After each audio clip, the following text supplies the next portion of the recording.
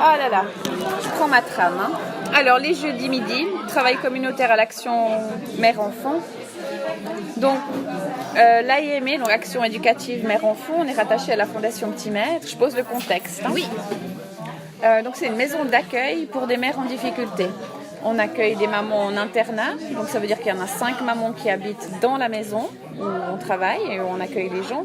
Et puis 4 situations, donc 4 situations qui vivent à l'extérieur sur la ville d'Yverdon, mais qui viennent chez nous à raison d'un entretien individuel et le moment de groupe du jeudi midi. Ça, c'est la prestation de base. Toutes les femmes qui sont dirigées chez nous souffrent à un moment donné d'isolement social, familial, déracinement culturel, symptômes psychiatriques, problèmes de dépendance, précarité financière. Ça peut être des choses qui s'additionnent, ça peut être juste une chose en particulier. Mais une difficulté X fait qu'à un moment donné, elle est dirigée dans nos services. L'autre particularité des femmes qui s'adressent à l'accueil mère-enfant, c'est que la mise en place du suivi accueil mère-enfant est assimilée à l'aide contrainte parce que le suivi est fait via le SPJ. Donc c'est les assistants sociaux du service protection de la jeunesse qui dirigent les femmes vers nos services en disant voilà, vous avez telle et telle difficulté. L'assistant social dit voilà madame, votre situation c'est la cata, ça va pas. J'aimerais que vous alliez à l'AIME pour traiter un peu ces difficultés. Donc c'est vrai qu'elles arrivent chez nous un petit peu avec les pieds en arrière en disant ouais non mais moi voilà, il y a le côté aide contrainte, pas le choix. Donc nous on démarre avec des mamans, avec quand même des méfiances souvent, hein, même si des fois on a des femmes qui disent oui je veux, mais on voit que finalement on dit oui j'ai dit oui je veux, j'avais peur pour mon droit de garde, l'autorité parentale, etc. Donc petit à petit notre travail en tant qu'éducateur c'est de créer du lien avec ces femmes pour que les méfiances s'effacent petit à petit. Donc voilà, l'isolement comme dénominateur commun, toutes ces mamans finalement elles sont fragilisées par l'isolement mais qui peut se manifester de façon différente. Et puis ce qui est aussi en commun, c'est que ces difficultés, ces fragilités s'expriment aussi dans la capacité à être mère finalement. Voilà. Ouais. C'est ça qui fait qu'elles arrivent chez nous. L'adversité du monde extérieur qui fait que d'une façon ou d'une autre, elles sont mises en danger dans leur rôle de mère et dans leur vie de femme finalement. Donc dans les faits, on se réunit le jeudi midi avec toutes les mamans. Il y a les mamans donc, qui sont suivies à l'interne, à l'externe, et des mamans qui ne sont absolument plus suivies par le service de protection de la jeunesse, mais qui viennent avec les enfants ou sans les enfants parfois pour partager un repas en commun. Et il se passe plein de choses. Elles ont déjà venu ou bien comme ça? Non, alors c'est ça le problème. Problème, enfin voilà. Concrètement, nous, on accueille des gens, qui sont dirigés chez nous, mais via service protection de la jeunesse, ou d'autres services similaires du type l'office des curatelles et tutelles. Ouais. Mais oui, moi, je travaille au tribunal greffe des droits de la famille. Ah, excellent. Et puis, en fait, on a toujours des téléphones, on reçoit des téléphones, et puis on essaye d'aiguiller ces mamans en détresse qui, quand elles nous téléphonent, qu'elles sont au bout du rouleau. Et puis, notre rôle en tant que gestionnaire de dossier, c'est rien. En fait, on peut rien faire. On peut aiguiller. Et puis, justement, sur Yverdon. Mais c'est vrai que ce soir-là, il y a tout le monde qui me dit, mais finalement, il y aurait besoin d'un espace, comme je décris là, de l'accueil mère-enfant. Voilà.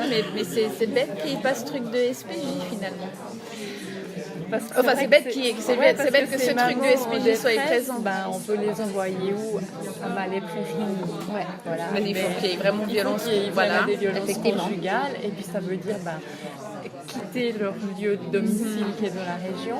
Et puis souvent ils n'ont pas envie parce que le seul lieu stable c'est l'école pour leurs enfants. Donc, mais oui. Non, c'est clair que ça pose toutes des questions. Ce soir, moi je vais retourner vers mes collègues parce que lundi au colloque en disant non mais enfin voilà. Ouais. La question est là. Est-ce qu'il faut délirer et puis ouvrir enfin voilà. Disons que nous, Ouvrir je quoi dirais que c'est pas toutes les semaines qu'on va Ouvrir aiguiller. un peu plus tout ce qu'on fait au niveau communautaire, mais avec un esprit d'ouverture un peu plus large finalement. Moi, je ressors avec cette question votre ce seul soir public, pour c'est mes ça collègues. Oui, oui. Que votre seul public, là où vous êtes. Voilà, avec que les c'est femmes, tout. quoi. Mais Que d'autres puissent envoyer. L'avantage, pour nous, il y a certains avantages d'avoir quand même le SPJ dans la course. Parce qu'il y a un cadre, il y a un cadre à respecter avec des objectifs et des choses à mettre en place. Parce que sinon, après, ça devient le McDonald's. Je veux dire, pour parler. Oui, parce qu'il ne faudrait pas que les gens viennent là pour manger. Alors c'est même pas ça, mais quand je dis McDonald's, c'est du service ou des gens qui viennent et puis qui veulent qu'on résolve leurs problèmes d'une façon un peu magique. Voilà, la solution magique, c'est toujours un peu compliqué. Mais voilà, ça pose plein de questions. Mais en quoi Mais donc, juste pour revenir sur les jeudis midi, donc les jeudis midi, il se passe plein de choses justement pour nous. C'est l'occasion d'aider ces femmes justement à reconstruire un réseau naturel d'aide. Des femmes souvent qui sont très seules ou des fois dans des contextes familiaux ou sociaux qui ne sont pas forcément très sains ou très aidants. Mais là, c'est de les aider à reconstruire un réseau naturel d'aide. Donc entre elles, les jeudis midi, souvent, elles se donnent des petits coups de main. Ça peut être des gardes d'enfants, ça peut être j'ai ni voiture ni permis, mais il me faut absolument une voiture pour faire ça, qui peut m'aider. Cherche un boulot, mais je sais pas où, quoi, t'as pas des petits plans boulot. Enfin, le petit réseau naturel d'aide, comme toute femme aurait finalement dans un petit moment café avec les copines. Ça peut donc les aider à reconstruire un réseau naturel d'aide. Sortir de l'isolement, il y a certaines femmes pour qui le jeudi midi, c'est leur seul moment social de la semaine. Sinon, elles restent chez elles, à s'occuper de leurs enfants, elles font rien d'autre parce que c'est compliqué. Et que c'est vraiment le seul moment social de la semaine. L'autre chose qui est importante pour nous les jeudis midi par rapport au communautaire, c'est réapprendre à vivre ensemble. Il y a plein de femmes qui, pour des raisons X, Y, elles ont vécu dans leur vie, elles ont vécu des expériences en groupe qui ont été traumatisantes, blessantes, où elles se sont mises en danger éventuellement. Et puis là, justement, ce groupe du jeudi midi, ça doit leur apprendre comment on fait pour rentrer en lien avec une personne, finalement. Dans quelque chose de sain, dans quelque chose de constructif. Comment on rentre dans un groupe dans une façon saine et constructive, sans se mettre en danger à aucun moment, finalement. Donc voilà, ça leur Je ne permet... comprends pas la mise en danger dans des lieux collectifs. Par exemple, des gens qui se sentent tellement exclus, qui finissent dans la marginalité, ils se sentent tellement exclus par la société de façon générale pour finir sur la place de la gare avec les marginaux, comme on les appelle. Donc, à partir du moment où on a un enfant en bas âge, mère et enfant, vous voyez une mère et enfant sur la place de la gare qui traîne avec les marginaux, j'aime pas les appeler comme ça, mais c'est juste pour définir bien le propos, elle se met en danger dans son rôle de mère.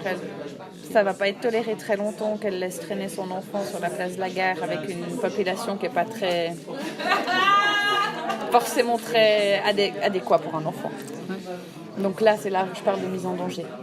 Okay. Et vous la voyez en quoi ce jeudi permet que ça, elle en revienne ou elle n'y aille plus ou non, alors finalement, non, c'est qu'elle réapprenne parce qu'il y a vraiment... souvent, on a affaire à des femmes qui sont expertes à se faire persécuter, par exemple. Ouais. C'est des fonctionnements, là, ça nécessite éventuellement un suivi psy pour comprendre, mais pourquoi dans tous les endroits dans ma vie où je suis allée, ça se passe mal. Il y a un moment donné où, il y a ce côté où, on peut soit rester dans ce sentiment de toujours être victime de ce qui nous est arrivé dans la vie, soit à un moment de dire non mais j'en ai marre d'être victime, maintenant je prends action et je deviens acteur de ma vie finalement, j'arrête de subir le mauvais sort. Donc c'est ça aussi, le réapprendre à vivre ensemble, c'est via le moment de groupe qu'elle puisse dire c'est quoi rentrer dans une relation saine où il n'y a pas d'enjeu, il n'y a rien, c'est juste le plaisir d'être ensemble, de vivre ensemble et de s'aider finalement. Parce qu'on vit quand même dans une...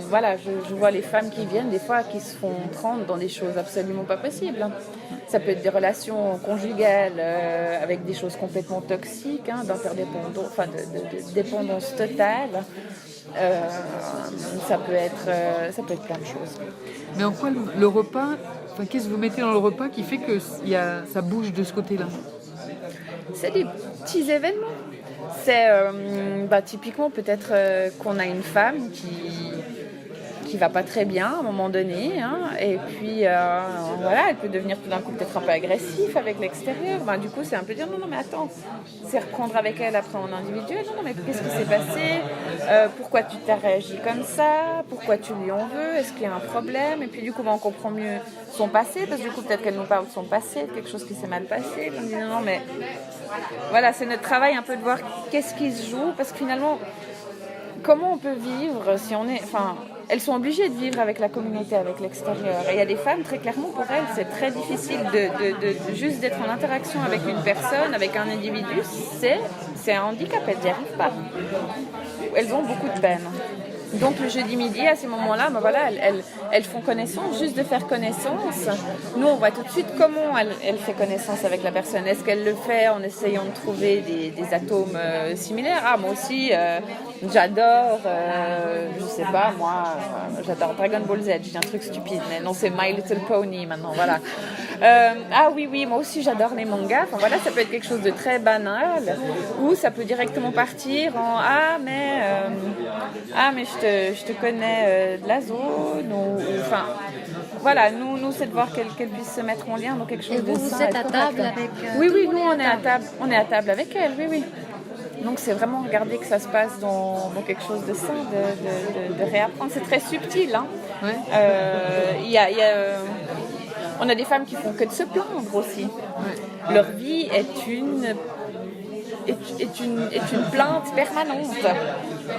Et comment, et puis du coup, est-ce que vous avez envie de faire connaissance d'une femme qui fait que de se plaindre et de râler, hein? Donc là, nous, à ce moment-là, notre rôle, c'est de dire, ouais, non, mais comment tu veux intégrer un groupe si tu es tout le temps en train de râler, tout le temps en train de pleurer, tout le temps... Voilà, elle pense finalement, elle pense qu'elle va ameuter tout le monde parce que tout le monde va avoir pitié de son sort et va vouloir l'aider, mais en fait tout le monde fait genre mais non mais au secours, j'ai déjà mes problèmes, je veux pas avoir... Donc voilà, c'est tout notre travail. Mais le repas, c'est comme si le repas servait d'un temps d'observation, des interactions que vous reprenez en individuel. Mm-hmm. C'est ça. Il y a de ça. Il y a des choses qu'on observe, qu'on peut reprendre directement sur le moment quand ça se passe. Hein. Mais il y a d'autres choses où, concrètement, on se dit non, mais si je reprends là devant tout le monde, je vais la mettre elle va se sentir jugée. Donc on a un principe de non-jugement qui doit être vraiment très fort, même entre elles et puis nous vis-à-vis d'elles, hein, où on doit pas... il ne faut pas qu'elles se sentent... moins bien qu'une autre, donc c'est à nous de juger si on reprend sur le moment, dans le moment de l'interaction, ou si on se dit ça je vais peut-être en reparler avec elle en entretien individuel, parce que là concrètement elle a créé du rejet autour d'elle dans ce qu'elle a fait. Mais ce que je comprends, c'est que vous faites une observation à partir du repas. Mais en même temps, est-ce que vous pouvez, par rapport à ce que vous, en tant qu'éducateur ou éducatrice, je pense, vous pouvez apporter à cette personne. Mais je pense que la problématique de la communauté aussi veut aussi que les personnes intégrantes, même ces mamans, à mon avis, ces personnes comme ça ont des compétences, ont des ressources. Oui. Et puis que partager ensemble fait que finalement on peut se rendre compte que quand même on a des ressources parce qu'on peut donner un conseil à une des amies qui est là, mais en même temps on peut mobiliser les ressources des autres. Exactement, aussi, oui. Je n'ai pas pu totalement finir, du coup je ne sais plus où j'en étais, mais... non, c'est pas grave. C'est l'autre chose justement, c'est pour ça que j'illustrais justement avec le bouquet de fleurs, c'est que toutes les femmes qui viennent chez nous finalement, elles ont toutes, elles ont toutes des compétences. Ouais. Chaque fleur a une compétence. La rose, on a tout envie de la sentir parce qu'elle sent bon et elle est belle. On a des femmes qui sont comme ça, qui ont la compétence de se maquiller et d'être belle. On en a des qui n'ont absolument pas cette compétence. Il y a toutes les... la camomille, elle calme. Les chardons, ça pique. Toutes les fleurs, il y a les fleurs répulsives de limaces que vous mettez à côté de vos plants de tomates pour pas qu'ils se fassent dévorer. Donc toutes les femmes qui viennent quand elles démarrent chez nous, pour nous, elles ont des compétences à la base. On ne va pas dire qu'une femme arrive et qu'elle est nulle, c'est pas possible. Elles ont toutes des compétences. Et puis à partir de là, elles viennent, elles font le travail qu'elles font, qui est demandé par justement le SPJ, mais elles font d'autres choses en même temps. Et puis ces compétences, petit à petit, elles se multiplient. Et puis c'est ça aussi qu'on fait au Jeudi Midi, c'est que les compétences, quand on sait qu'une dame elle a des compétences spécifiques pour une chose, si on sent à un moment donné que ça peut être activé, mis en valeur, et ben du coup on fait en sorte qu'on tisse les liens, si vous voulez, entre les dames dans ces Jeudi Midi en disant ah mais tiens, mais toi tu avais cette question, mais attends, mais regarde voir avec elle parce qu'elle a eu le même genre de truc, elle va peut-être pouvoir t'aider. Une autre chose, ça s'est passé pour un vélo. Il y a une dame qui savait pas où aller acheter un vélo. C'est très bête, hein, mais elle savait pas où acheter un vélo. Puis du coup, elle lui a dit ah mais moi j'ai pris le vélo chez le monsieur là-bas, super gentil, vélo d'occasion. Il m'a mis le siège en fond. Ok. Donc le lien il se fait. Une femme qui a beaucoup de difficultés avec les hommes. Hein. Donc du coup, elle se dit mais cet homme, je peux lui faire confiance. Ce réparateur vélo, il va pas essayer de me faire du mal parce qu'il y a déjà cette dame qui est allée. Je sais qu'il va. Vous voyez tout ce qui... Ça peut vraiment aller très loin. Ouais. L'autre principe, chose qui est importante pour nous, c'est la valorisation de la personne, justement dans le principe d'échange. Toute femme qui arrive chez nous, au début, elle reçoit beaucoup. Elle donne aussi un petit peu. Hein. Petit à petit, elle fait son travail, ses compétences et tout. Elle prend confiance en elle. Et puis, quand ça fait 1 année, 2 ans qu'elle est là, et ben après, tout d'un coup, il y a des nouvelles mamans qui arrivent. Puis là, à ce moment-là, justement, il y a une survalorisation de ses compétences, finalement, parce qu'elles sont réactivées via tout ce qu'elles voient chez les autres mères en se disant « Ah, là où c'est que je peux aider ». Puis là, justement, à ce moment-là, elles arrivent à aider. Donc, il y a ce côté où elles survalorisent, si vous voulez, leurs compétences. Et puis, il y a aussi une autre chose qui s'active, qui est importante, c'est qu'elles peuvent redonner, finalement, quelque chose qu'elles ont reçu. Et quelque chose qui n'a pas de valeur. La notion de valeur de ce qu'on reçoit dans ces moments-là, elle ne se quantifie pas en argent ou quoi que ce soit. C'est vraiment quelque chose que je vous donne à vous. Si je vous le donne de façon similaire à vous, ça n'aura pas du tout la même valeur. Donc vraiment, à ce moment-là, elles arrivent, tout ce que ça représente, ce qu'on leur a donné, on n'a aucune idée, on n'arrive pas à le mesurer, c'est elles-mêmes. Mais du coup, à ce moment-là, elles arrivent à leur donner à la mesure qu'elles peuvent aux femmes qui sont autour d'elles à ce moment-là. Et qui ont des besoins, elles savent d'où elles viennent, d'où elles démarrent. Mon Dieu, je ne veux pas venir. Mon Dieu, le SPJ. Puis voilà, elles savent d'où elles viennent et petit à petit, ça se fait, ça se répète. Ça fait l'effet boule de neige. Elles sont combien au repas? Ça dépend. Ça peut être, tout d'un coup, elles sont quelques-unes, genre 4 ou 5, avec leurs enfants. Puis tout d'un coup, là,